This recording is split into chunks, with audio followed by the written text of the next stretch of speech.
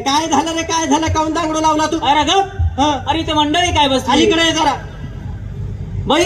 अहो इथे मंडळी काय बसली? कार्यक्रम काय चालला? बरं. आणि तो मध्येच आपलं सुया गे पो. अरे तुझ्या घरामध्ये काय चोरी करायला आलाय की डाका टाकायला आलाय? मग तुझ्या घरामध्ये काय चोरी करत नाही का डाका टाकत नाही? थोडा भाकरीचा तुकडा दे की जात आहे. भाकरीचा तुकडा? हा. अरे माऊली, आमच्या माय माऊल्या सगळ्या कामाला गेल्यात. गडी कामाला गेलेत, माणसं कामाला गेलेत. बरं. घराला कुलपा लागल्यात आणि तू म्हणती भाकरीचा तुकडा दे? म्हणजे घराला कुलपा लागल्या? घराकडे कुणीच नाही. अरे काऊन खोटं बोलताय? दे भाकरीचा तुकडा की जात आहे? ए बाई, मी अजिबात खोटं बोलत नाही. बरं. मी जर कधी खोटं बोललो तर माझे डोळे जातील. कधी? मेल्यावर. मेल्यावर डोळं जातील म्हणते? अरे मेल्यावर तर समध्यांचं डोळं जाते, पण हे दोन डोळं जर जिवंतपणी दान केलं तर किमान 2 आंधळ्यांना दुनिया दाखवल्याचं पुण्य नाही का पडणार तुझ्या? पडेल. अरे एवढं 70-80 किलोचं बॉडी दिलं परमात्मानं, एखाद्या दवाखान्याला दान करून टाक, किमान 4-5 डॉक्टर तयार होतील समाजाची सेवा करायला. द्यायला भरपूर आहे. एवढं खळखळ रक्त वाहतंय तुझ्या शरीरामध्ये. रक्तदान जर केलं तर एखाद्या ऍक्सिडेंट मध्ये मरणाऱ्या माणसाचं प्राण नाही वाचणार का दादा? द्यायला भरपूर आहे, पण देण्याचा भावना असावं भाऊ. तुला द्यायचं तर दे, नाही तर देऊ नको.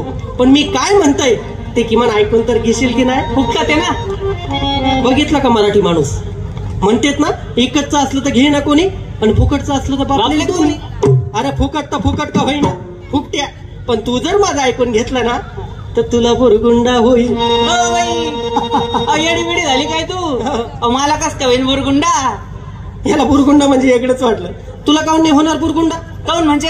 हे सगळे जमलेले लोक म्हणतात अहो बाई मग अजून लग्नच होईल नाही ना. तुझं लगीन नाही झालं म्हणून तुला बुरगुंडा होणार नाही. काऊन नाही झालं तुझं लगीन? हे सगळे लोक म्हणतात परभणीचे की माझं अजून वय झालं नाही म्हणून. म्हणजे ही सगळी मंडळी म्हणतात की तुझं वय नाही झालं.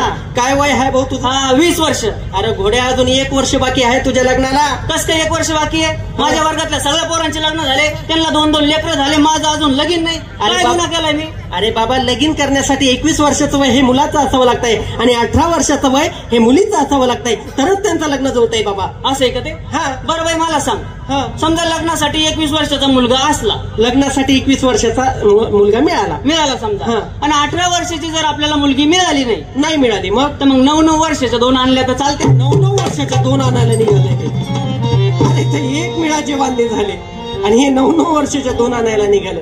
अरे बाबा, 21 वर्षाचा मुलगा आणि 18 वर्षाची मुलगी म्हणजे त्याच्या शरीराचा पूर्णपणे विकास झालेला असते. कारण संसारामधले सगळं सुख सहन करण्यासाठी, संसारामधले सगळे कष्ट सहन करण्यासाठी शरीर तयार असावं आणि संसारामधले सगळे टेन्शन सहन करण्यासाठी बुद्धी तयार असावी, तरच त्यांचं लग्न करावं बाबा. बुरगुंडा म्हणजे लेकर बाळा नाही, मग बुरगुंडा म्हणजे आमच्या भाषामध्ये बुरगुंडा या शब्दाचा अर्थ आहे ज्ञान. तुला ज्ञान होईल की 4 युग आणि 10 अवतार आमच्याच नरदयामध्ये असतात. तुझा आहे तुझं पाशी, परंतु तू जागा चुकलाशी, आणि तीच चुकलेली जागा दाखवण्यासाठी संतांनी ग्रंथांचं, भारुडांचं, वाङ्मयांचं निर्मिती केलेलं आहे. आता मला एखाद्या वेळेस सांग, एखाद्या वेळेस ग्रंथ जुनं झालं तर त्याचं नवीन आवृत्ती करता येईल. भारूड जर फाटायला लागलं तर त्याचं झेरॉक्स करून ठेवता येईल. परंतु त्या ग्रंथांचा संस्कार करून घेण्यासाठी परमात्माने याच्या नरदयाची निर्मिती आपल्याला करून दिली. याचा झेरॉक्स मशीन झालंय का आता तयार? नाही झालाय. म्हणूनच तुझ्यासाठी नाही, या माता भगिनींसाठी आलंय आणि मला त्यांना म्हणायचं आहे की बुरगुंडा होईल बया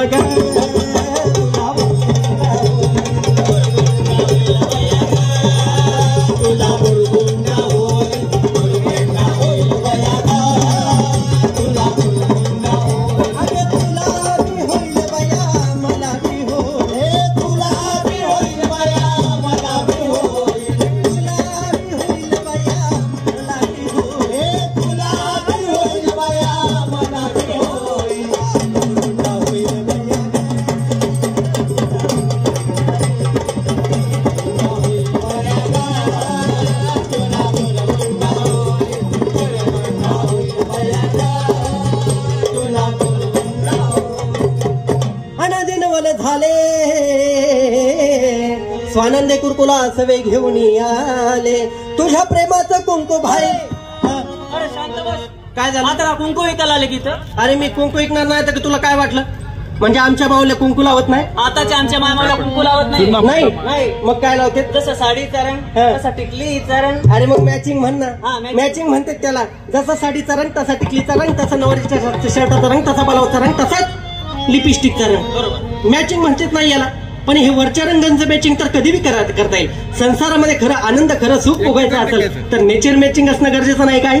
स्वभाव मॅचिंग असेल तरच या वरच्या रंगांना महत्व आहे. मी म्हणत नाही माझा कुंकू लाव आणि तुझं टिकली लावू नको, परंतु कुंकू लावण्याच्या पाठीमागे काहीतरी शास्त्रीय कारण. कुठं लावलं जातंय कुंकू? कुठं म्हणजे कपाळावर. अरे बाबा कपाळावरच लावलं जातंय. परंतु आदमी आणि ब्रह्मरंध्राच्या मधोमध जी पिट्युटरी ग्लँड आहे ज्यावर कुंकू लावलाय ना, आमच्या महिलांचं मानसिक संतुलन कायम राहतंय. कारण महिला मेंदूच्या संवेदना कायम राखण्याचं रडारचं काम ते कुंकू करतंय. म्हणून म्हणताय कपाळावर कुंकू लाव. कारण कुंकू हे चिंचोका आणि हळदीपासून तयार झालेलं असतंय. एखाद्या वेळेस विंच चावला नाही तर चिंचोका उघडून लावून बघ, त्या विंचवाचं जहर उतरवण्याची ताकद त्या चिंचोक्यात आहे. मग मला खरं सांग, त्याच चिंचोका आणि हळदीपासून तयार झालेलं कुंकू तू जर तुझ्या कपाळावर लावलं तर तुझं टेन्शन नाही का कमी होणार? हा होईल ना. मुरगुंडा होईल बया ग.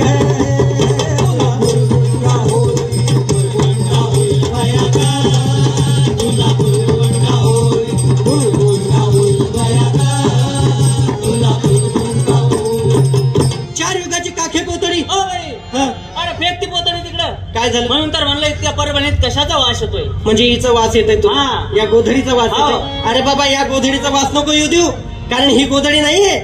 अरे ही पृथ्वी आहे.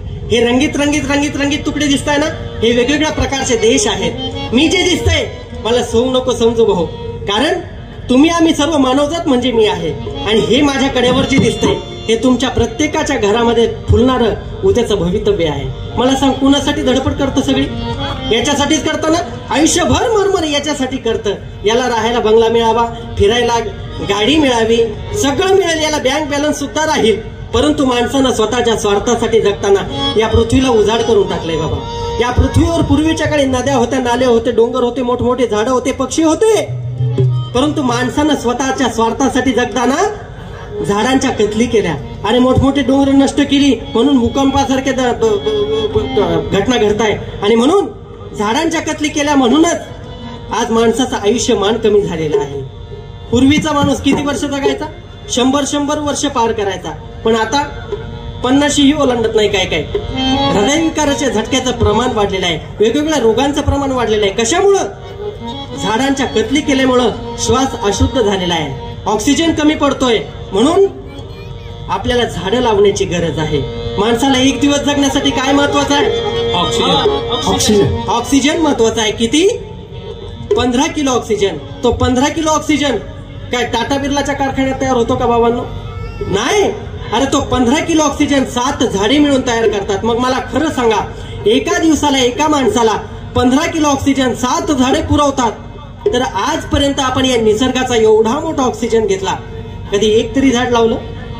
मला तुम्हाला प्रत्येकाला आवाहन करायचं आहे, जर आपल्या उद्याच्या पिढीचं भवितव्य तुम्हाला सुधारायचं असेल, उद्याच्या पिढीला तुम्हाला स्वच्छ हवा, स्वच्छ पाणी द्यायचं असेल ना,